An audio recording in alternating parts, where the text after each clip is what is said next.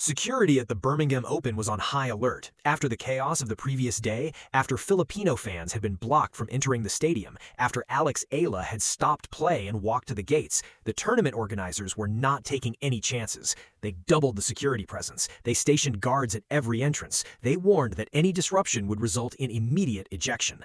They thought they were prepared. They thought they had control. They were wrong. Because what happened during Alex Eala's next match, security could not stop. It was not planned, it was not organized, it was spontaneous, it was powerful, and it brought the entire stadium to a standstill. Not players fighting, not fans rioting, something else, something unexpected, something that made even the toughest security guards wipe their eyes, something that proved that some forces are stronger than any barrier, any rule, any authority. Today on TopSpin, we are telling the story of what security could not stop, the moment that turned a tennis match into a movement, the moment that reminded everyone why Alex Eala is more than just an athlete. For more coverage in tennis, subscribe and hit the notification bell.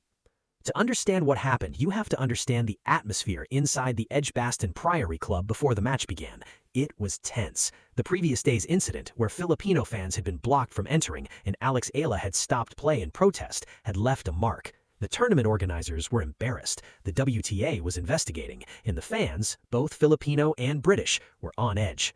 The security presence was overwhelming.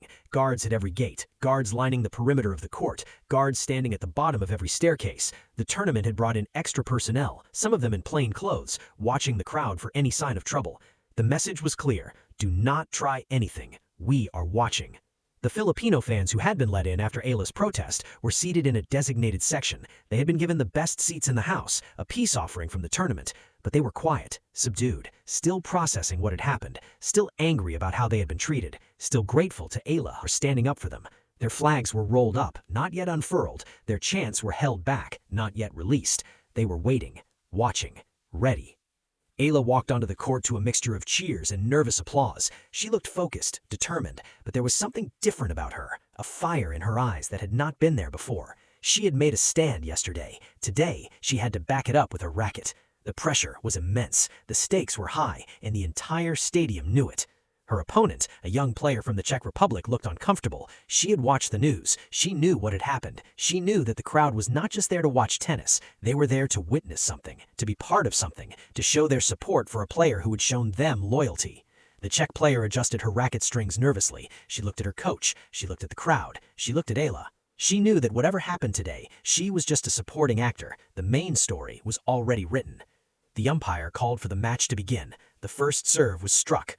But within minutes, it became clear that this was not going to be a normal tennis match. It started small. In the second game of the first set, a Filipino fan in the stands stood up, not to cheer, not to chant, just to stand. He held a small Philippine flag in his hand. He did not wave it. He just held it. A security guard approached him and told him to sit down. The fan looked at the guard, then he looked at the court, then he looked back at the guard. He did not sit. The guard reached for his radio. Before he could call for backup, another fan stood up. Then another, then another. Within seconds, the entire Filipino section was standing, not shouting, not causing trouble, just standing, holding their flags, silent, still, watching.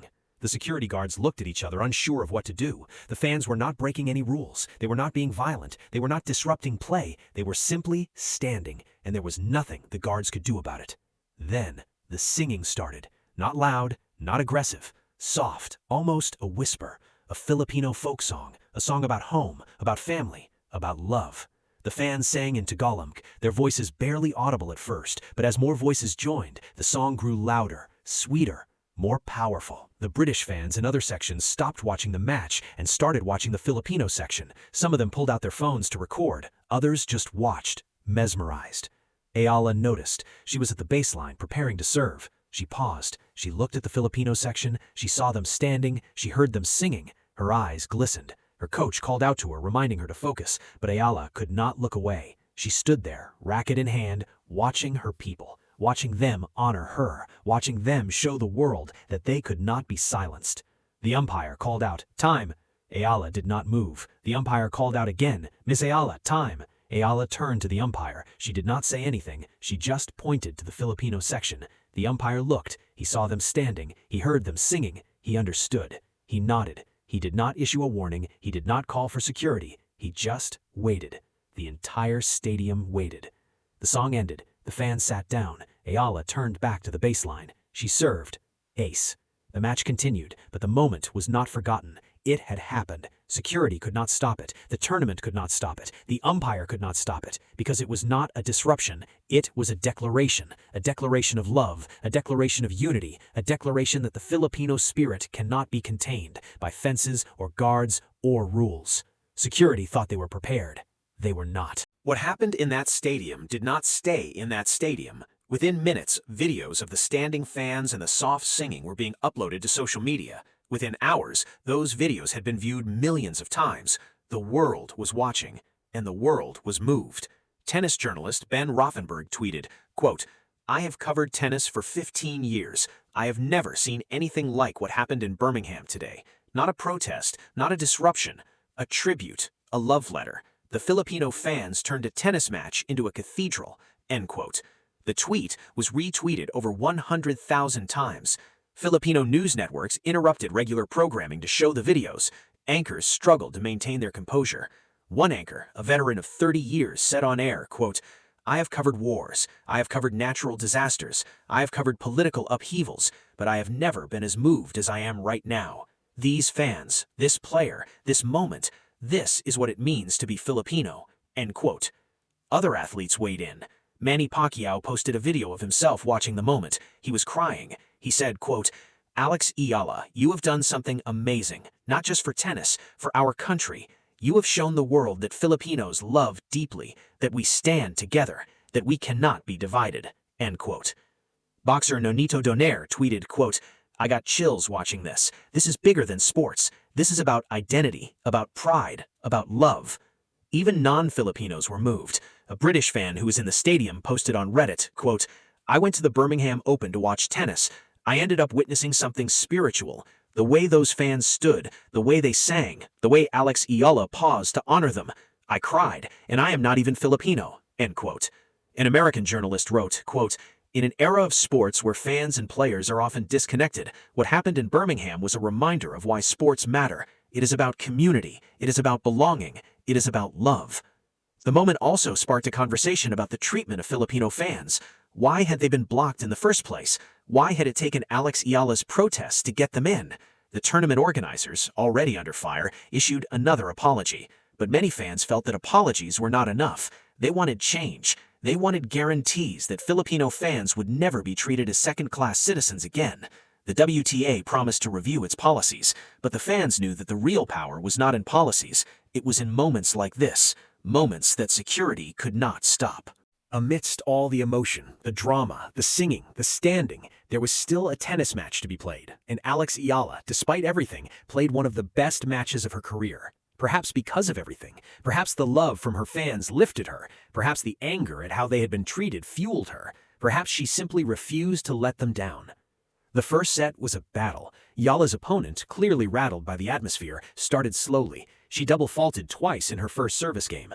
Eala broke immediately. The Filipino section erupted, but then quickly fell silent again, respecting the unwritten rule that fans should not cheer during points. That silence, that discipline, was its own kind of power. It showed that these fans were not just passionate, they were knowledgeable, they understood tennis, they respected the game. Eala held her serve easily. Her first serve percentage was above 70%. Her ground strokes were crisp. Her movement was sharp. She looked like a player who had been through a war and come out stronger. The first set ended 6-3. The second set was even better. Eala broke early and never looked back. She won the second set 6-2. The match was over in just over an hour. Eala raised her arms to the sky. Then she walked to the Filipino section. She bowed. Not a theatrical bow, a sincere one, a thank you. The fans bowed back. Some were crying, others were hugging strangers. It was not a celebration of a victory, it was a celebration of a relationship between a player and her people. In her post-match interview, Eala was asked about the moment. She paused. She chose her words carefully. She said, quote, "I have said it before. My fans are everything to me. They travel thousands of miles. They spend money they do not have. They stay up until 3 a.m. to watch me play. When I see them, when I hear them, I remember why I do this. Not for the rankings, not for the money, for them. Today, they showed me that they are with me, and I hope I showed them that I am with them," end quote. The interviewer asked about the security guards who had tried to stop the fans from standing. Eala smiled. She said, quote, "Security can stop a lot of things, but they cannot stop love. They cannot stop loyalty. They cannot stop a nation that refuses to be silenced." End quote. The crowd applauded, the fans cheered, and somewhere in the back of the stadium, a security guard wiped his eyes. Let us take a step back, because what happened during Alex Eala's Birmingham Open match was not just a moment, it was a movement, it was a declaration, it was a line drawn in the sand, and its impact will be felt for years to come. First, this moment changed the relationship between Alex Eala and her fans. Before, they were supporters. Now, they are family. What happened at the gates, what happened during the match, the standing, the singing, the tears, it created a bond that cannot be broken. Eala is not just their player, she is their champion in every sense of the word. And they are not just her fans, they are her people. That bond will carry her through the toughest matches, the toughest losses, the toughest moments of her career. Second, this moment changed how the world sees Filipino fans. Before, they were just another group of passionate supporters. Now they are recognized as something special. Their discipline, their creativity, their ability to turn a tennis match into a spiritual experience. Other fan groups will look at what happened in Birmingham and think, we want that connection, we want that love. The Filipino fans have set a new standard, and that standard is high. Third, this moment changed tennis itself. The sport has always been individualistic, player versus player, fan versus fan. But what happened in Birmingham was communal. It was about unity. It was about a collective experience. Other tournaments will take note. Other players will take note. The idea that fans can be active participants, not just passive observers, that idea has been planted, and it will grow. Finally, this moment changed Alex Eala. She will never forget what she saw. The fans standing, the fans singing, the security guards powerless to stop it. That image will stay with her forever. In her darkest moments, when she doubts herself, when the losses pile up, when the pressure becomes unbearable, she will remember that she is not alone. She has a nation behind her, and that nation loves her, not because she wins, because she is worthy of love, regardless of the scoreboard.